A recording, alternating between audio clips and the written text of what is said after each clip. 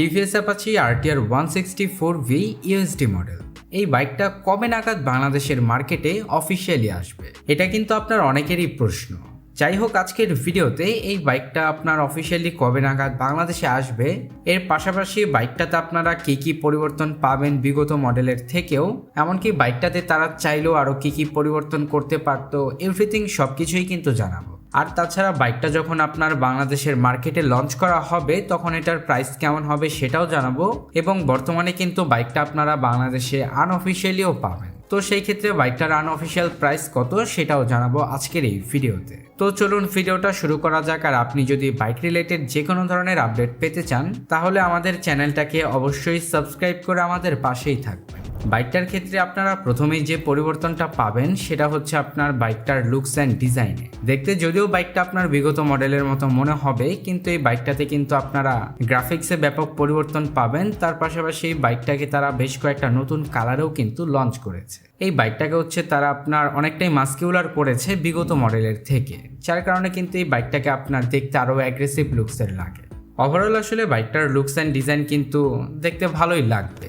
এছাড়াও বাইকটাকে যদি আপনারা দেখেন তাহলে প্রথমেই আপনার চোখে যেটা পড়বে সেটা হচ্ছে আপনার বাইকটার গোল্ডেন ইউএসডি সাসপেনশন। এটা দেওয়ার কারণে কিন্তু আপনার বাইকটার লুকস অ্যান্ড ডিজাইনই মানে একটা আলাদা টাইপের হয়ে গেছে, মানে এটা দেখতে খুবই প্রিমিয়াম মনে হয়। আর শুধু যে প্রিমিয়াম মনে হয় ব্যাপারটা ওই রকম না, এটার বিল কোয়ালিটি কিন্তু আপনার বিগত মডেলের থেকেও অনেকটাই প্রিমিয়াম করা হয়েছে। আর তাছাড়া হচ্ছে আপনার এটার যে ফ্রন্টের ডিজাইনটা আছে এটা কিন্তু আপনার বিগত মডেলের মতোই। এখানে হচ্ছে আপনারা তেমন কোনো পরিবর্তন কিন্তু পাবেন না। ওভারঅল আসলে এটার লুকস অ্যান্ড ডিজাইন নিয়ে যদি বলি, এটা কিন্তু আপনার বিগত মডেলের থেকে অনেকটাই পরিবর্তন করা হয়েছে। এই বাইকটার পরবর্তী সেকশন নিয়ে যদি বলি, বাইকটাতে হচ্ছে আপনারা ফ্রন্টে হেডলাইট হিসেবে পাবেন এলইডি ভালভের হেডল্যাম্প সেটআপ। যদিও আপনার তারা চাইলে কিন্তু এটা পরিবর্তন করতে পারতো, মানে এখানে তারা যদি একটা এলইডি প্রজেকশন হেডল্যাম্প সেটআপ দিত তাহলে কিন্তু আপনার সব দিক থেকেই বাইকটা প্রায় সেরা হয়ে উঠত। এই বাইকটাতে কিন্তু আপনার তারা চাইলে অবশ্যই এলইডি প্রজেকশন হেডল্যাম্প সেটআপটা দিতে পারত।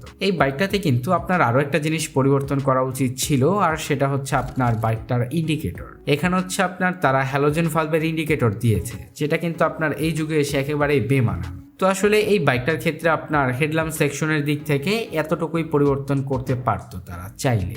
এরপরে হচ্ছে আপনার বাইকটার ফ্রন্টে আপনারা সাসপেনশন হিসেবে পাবেন ইউএসডি অথবা আপসাইড ডাউন সাসপেনশন, যেটা কিন্তু আপনার বিগত মডেলের বাইকটাতে ছিল না। মানে বিগত মডেলের বাইকটাকে যদি আপনারা দেখে থাকেন সেটাতে কিন্তু আপনার টেলিস্কোপিক সাসপেনশন ছিল, কিন্তু এটাকে তারা নতুন করে লঞ্চ করার ফলে কিন্তু এখানে তারা আপনার ইউএসডি সাসপেনশনটা দিয়েছে, যার ফলে কিন্তু আপনার এই বাইকটা একদিকে দেখতে যেমন প্রিমিয়াম লাগে, তার পাশাপাশি হচ্ছে আপনার এটার রাইডিং কন্ট্রোলিংও কিন্তু আপনারা যথেষ্ট ভালো পাবেন। এরপরে হচ্ছে আপনারা বাইকটাতে আরও একটা যে পরিবর্তন পাবেন সেটা হচ্ছে এটার ব্রেকিং সিস্টেমে। এই বাইকটাতে হচ্ছে আপনার তারা ডুয়াল চ্যানেল এবিএস দিয়েছে, যেটা কিন্তু আপনার খুবই ভালো ব্যাপার, কারণ হচ্ছে সাধারণত এবিএস একটা বাইকের ব্রেকিং সিস্টেমকে কিন্তু খুবই স্ট্রং করে। এই বাইকটাতে আর কি আপনার ডুয়াল চ্যানেল এবিএস দেওয়ার ফলে কিন্তু রাইডার বেশ কনফিডেন্ট থাকবে বাইকটার ব্রেকিং সিস্টেম নিয়ে। তো মোটামুটি এখানে কিন্তু আপনারা এই পরিবর্তনটাই পাবেন। আর তাছাড়া বাইকটার রেয়ার সেকশন নিয়ে যদি বলি, রেয়ারে হচ্ছে আপনার বিগত মডেলের মতোই রয়েছে, যা আর কি বিগত মডেলের বাইকটাতে ছিল।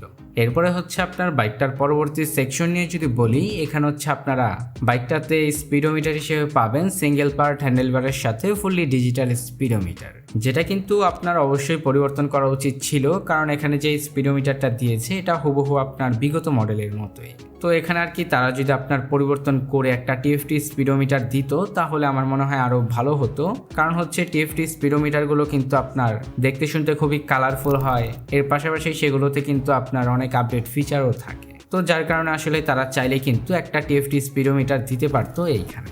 এরপরে যদি আপনার এটার ইঞ্জিন সেকশন নিয়ে কথা বলি, আসলে ইঞ্জিন সেকশনে কিন্তু আপনারা কোনো পরিবর্তন পাবেন না, মানে এটা কিন্তু হচ্ছে আপনার বিগত মডেলের মতোই পুরোপুরি ইঞ্জিনটা দিয়েছে তারা। মোটামুটি আসলে বাইকটাতে কিন্তু আপনারা এই সকল পরিবর্তনগুলোই পাবেন। এখন হচ্ছে বাইকটার অফিসিয়াল লঞ্চ ডেট নিয়ে যদি বলি, এই বাইকটা হচ্ছে আপনার ইন্ডিয়ান মার্কেটে লঞ্চ করা হয়েছে বেশ কয়েক মাস আগেই। তো সেই ক্ষেত্রে বাইকটা কিন্তু আপনার বাংলাদেশে আসতে অনেকটাই সময় লাগবে। যদিও আপনার বাইকটা বাংলাদেশের মার্কেটে আনঅফিসিয়ালি পাওয়া যাচ্ছে, কিন্তু অফিসিয়াল যদি আপনারা এই বাইকটা কিনতে চান তাহলে কিন্তু এখন আপনার অনেক দিন ওয়েট করতে হবে এই বাইকটার জন্য, কারণ এটা আপনার লঞ্চ হতে হতে কিন্তু প্রায় 7 থেকে 8 মাসের মতো আরও সময় লাগতে পারে। এই বাইকটার আনঅফিসিয়াল প্রাইস নিয়ে যদি বলি, এই বাইকটা হচ্ছে আপনার বাংলাদেশের মার্কেটে কিন্তু 3 লক্ষ টাকার আশেপাশে এই বাইকটাকে পাওয়া যাচ্ছে। তো সেই ক্ষেত্রে অফিসিয়ালি আসলে কিন্তু এই বাইকটার প্রাইস অনেকটাই কমবে।